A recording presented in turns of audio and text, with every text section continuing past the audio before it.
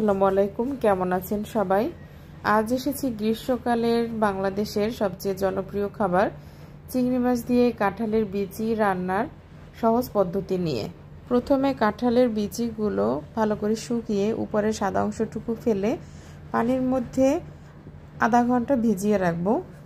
আধা ঘন্টা ভিজানোর পরে উপরের লাল অংশটুকু একদম নরম হয়ে যাবে। এরপরে আমরা এরকম ছোট একটা চাকু নিয়ে আস্তে আস্তে উপরের অংশটুকু পরিষ্কার করে নেব।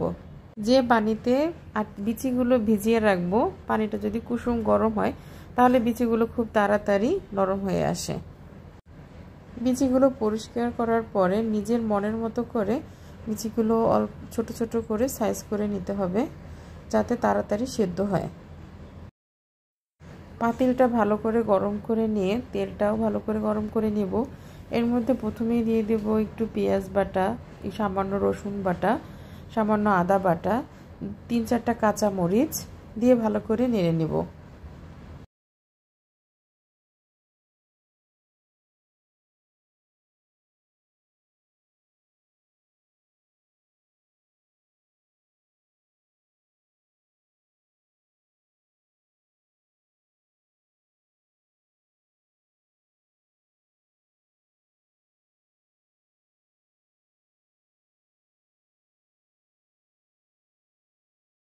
বাটা মশলাগুলো ভালো করে ভাজা হয়ে গেলে দিয়ে দেব 1 চামচ হলুদের গুঁড়ো, 1 চামচ মরিচের গুঁড়ো,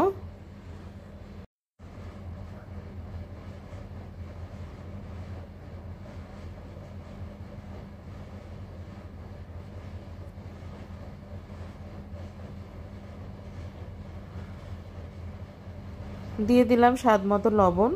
মশলাগুলো দিয়ে আবার ভালো করে কষে নেব। এরপরে আগে থেকে কেটে রাখা দেশি চিংড়ি মাছগুলো ভিতরে দিয়ে দিব।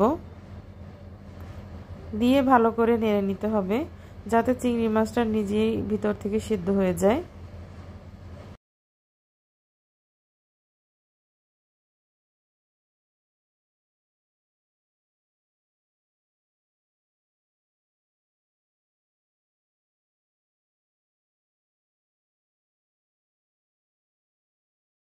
চিংড়ি মাছগুলো ভালো করে ভুনা করা হয়ে গেছে। এখন আমি ভিতরে কাঁঠালের বিচিগুলো দিয়ে ভালো করে নেড়ে দিব। 15 মিনিট চিংড়ি মাছ এবং কাঁঠালের বিচিগুলো ভালো করে ভুনে নেব, যাতে চিংড়ি মাছের ঘ্রাণটা কাঁঠালের বিচির ভিতরে ভালো করে প্রবেশ করতে পারে।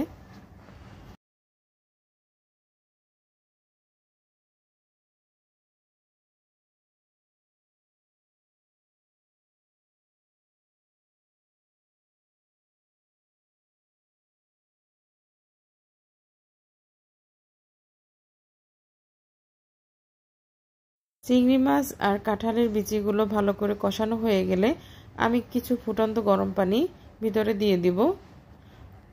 কাঁঠালের বিচি সাধারণত একটু মাখা মাখা বা ঝোল খেতেই বেশি ভালো লাগে, কিন্তু রান্নার পরে দেখা যায় কাঁঠালের বিচি পানি অনেকটাই শুষে নেয়। এ কারণে একটু পানির পরিমাণ একটু বেশিই দিতে হবে। কাঁঠালের বিচি সিদ্ধ হওয়া পর্যন্ত এখন আমাদের শুধু অপেক্ষা করতে হবে। এর মধ্যে একটু লবণ চেখে দেখে নেওয়া যেতে পারে। যদি লবণের পরিমাণ কম মনে হয় সামান্য একটু লবণ দিয়ে দেওয়া যেতে পারে। আলহামদুলিল্লাহ, হয়ে গেল আমার কাঁঠালের বিচি চিংড়ি মাছ দিয়ে সুস্বাদু তরকারিটি। সবাই বাসায় চেষ্টা করে দেখবেন, আশা করি সবারই খুব ভালো লাগবে। আসসালামু আলাইকুম।